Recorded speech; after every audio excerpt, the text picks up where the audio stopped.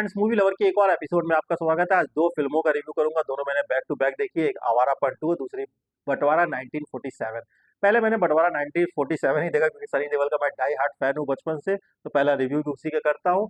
जितना आपने ट्रेलर में देखा था, स्टोरी इतनी ही है। फिल्म के स्टार्टिंग में सनी देओल के कैरेक्टर को दिखाया गया जो हिंदुस्तान में रहते थे। बंटवारा का समय आ चुका था। लोग उनसे कहते भी हैं कि हमें ये देश छोड़ के अपने देश चल जाना चाहिए, तो वो मानते नहीं है कि मेरा देश हिंदुस्तान है, मैं यही रहूंगा। पर जब उनकी फैमिली पे हमला होता है तो वो तैयार हो जाते हैं और फिर वो पाकिस्तान पहुंचते हैं। फिर वो रेल वाला सीन हम लोग ने कई फिल्मों में देखा हुआ है, तो वहाँ कुछ नया नहीं था।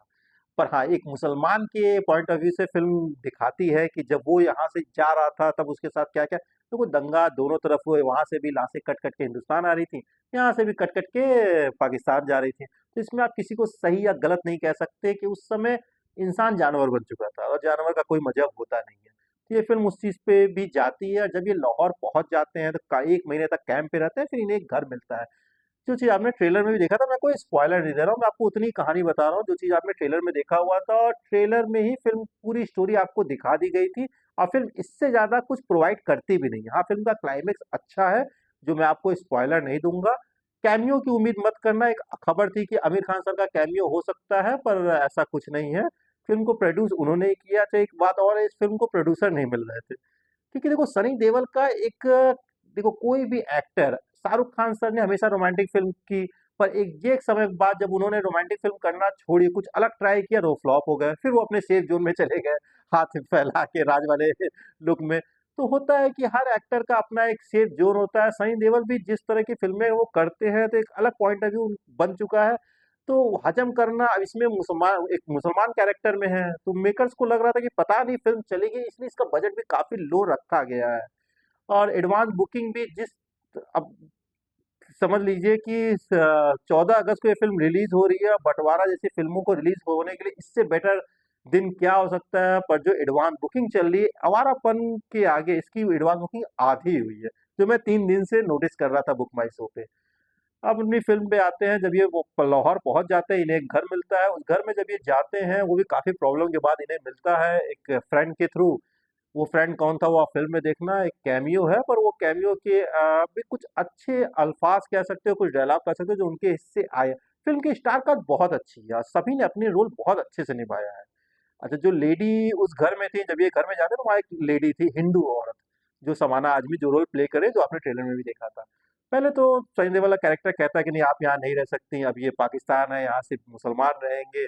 पर धीमे धीमे उस कैरेक्टर के साथ इमोशनली वो जुड़ जाता है, क्योंकि इनकी माँ नहीं थी। और उस कैरेक्टर जो मुस्लिम लेडी है, सॉरी हिंदू लेडी है, समाना आजमी, उनका बेटा, बहू और पोती, दो तीनों गायब है। वो गायब है, उसके नज़र में गायब है, पर क्या हुआ होगा ये आप समझ ही गए होंगे।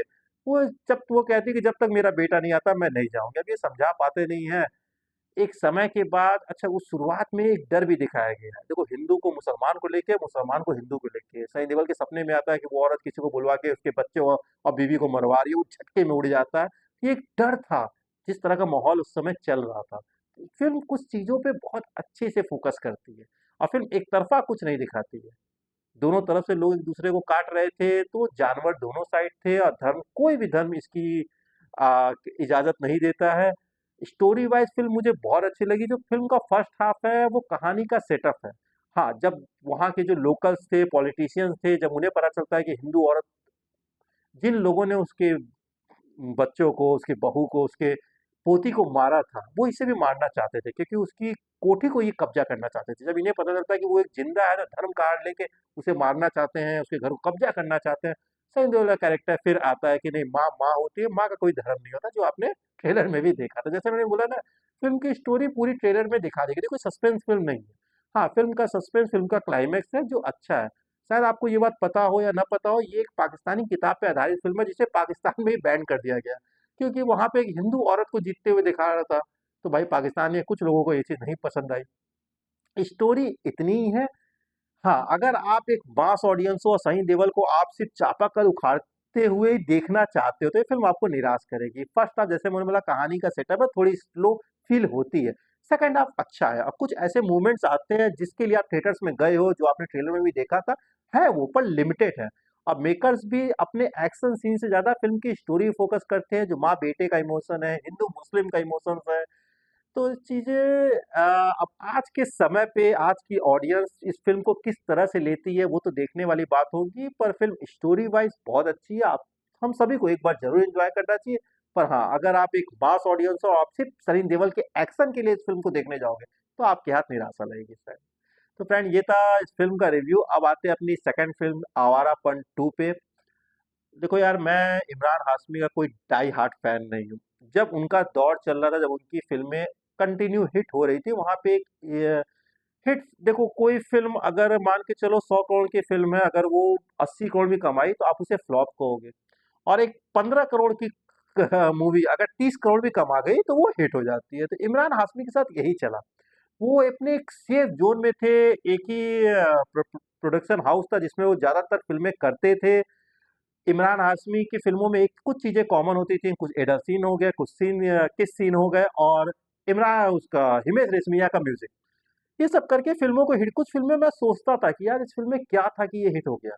पर यूथ को उस समय पसंद आता था, वो म्यूज़िक, वो किस सीन, वो एडल्ट सीन, और फ़िल्में बिना स्टोरी, बिना सिर पैर के सीन, बिना इलॉजिकल मूवमेंट्स, फ़िल्म हिट हो जाती थी। उस दौर में भी इनकी आवारापन फ्लॉप हो गई थी, जिसका बजट 12 करोड़ था और 3 से 4 करोड़ ही वो वर्ल्ड वाइड कमा पाई थी। उस फ़िल्म का सीक्वल बनाने का क्या मतलब था? पर ठीक है, गदर 2 आई, हिट हो गई। हाँ, जो भी सीक्वल आ रही है हिट हो रही है, चलो हम भी बहती गंगा में हाथ धो लेते हैं यार, हिट फ़िल्मों का ना, फ्लॉप फ़िल्मों का। हाँ, उस फ़िल्म का गाने अच्छे थे जो आज भी पसंद किए जाते हैं। आते हैं इस फ़िल्म में, स्टोरी में कुछ नयापन नहीं है। अच्छा, एक चीज़ मैं देखा हूँ, जो ये भट्ट कैंप है, इन्हें बैंकॉक बहुत पसंद है। इनकी स्टोरी बैंकॉक में ही शुरू होती है, वहीं खत्म होती है। क्या इनका शायद वहाँ पे शूटिंग की परमिशन आराम से मिल जाती है और खर्चे कम होते हैं और विदेश का लोकेशन ही मिल जाता है। इस फ़िल्म का भी बजट 24 से 25 करोड़ बताया जा रहा है, तो अगर ये जिस हिसाब से एडवांस बुकिंग है फ़िल्म की, बँटवारा 1947 में आज गया था थिएटर्स में, हाँ, मुश्किल से मुझे 25-30 लोग थे मेरे ऑडी में, और वहीं आवारापन 2 के हाउसफुल चल रहे हैं। तो शायद ऑडियंस को पसंद आ रही है फ़िल्म, आगे ये फ़िल्म कितनी चलती है। देखो, अगर आप इमरान हाशमी के डाई हार्ड फैन हो, उस दौर की फ़िल्में आपको जो इमरान हाशमी की मूवीज़ थी, वो पसंद आती थी, तो हो सकता है ये भी आपको पसंद आए, पर मुझे नहीं आई। क्योंकि फ़िल्म में लॉजिक का बहुत जगह कमी है, मतलब एक जैसे मुझे लग रहा था कोई साउथ का डायरेक्टर, जैसे साउथ में फ़िल्में बनती हैं, स्टोरी एक तरफ, हीरो का स्वैग एक तरफ। यहाँ पे भी पूरी फ़िल्म इमरान हाशमी में चल रही है। विलेन को ट्रेलर में हाइड करके रखा गया था। यार उसको मूवी में भी हाइड कर देते ज़्यादा बेटर था, मतलब इतना ओवर एक्टिंग वो बंदा कर रहा था ना, वो उसे दिखाने की कोशिश कर रहा है कि वो बहुत ब्रूटल है, पर वो फनी लग रहा था, वो ब्रूटल नहीं लग रहा था। अच्छा, एक चीज़ है, दोनों ही फ़िल्मों में, बँटवारा 1947 में भी सवाना हाज़िर है, पर उनका रोल बहुत अच्छा है और उन्होंने बहुत अच्छे से निभाया है, इम्पोर्टेंट, एक तरह से पूरी फ़िल्म ही उन्हीं पे चल रही है। यहाँ पे सिर्फ़ उनका एक कैमियो है, वो शायद कोई और भी प्ले करता तो उससे कोई फ़र्क नहीं पड़ता। पर उन पे नहीं आते, जैसे मैंने बोला कि फ़िल्म पूरी तरह से इमरान हाशमी में, या दिशा पाटनी मैम भी हैं, उनको यार फ़िल्मों के चयन पे ध्यान देना चाहिए, वरना एक समय के बाद वो गायब हो जाएँगी।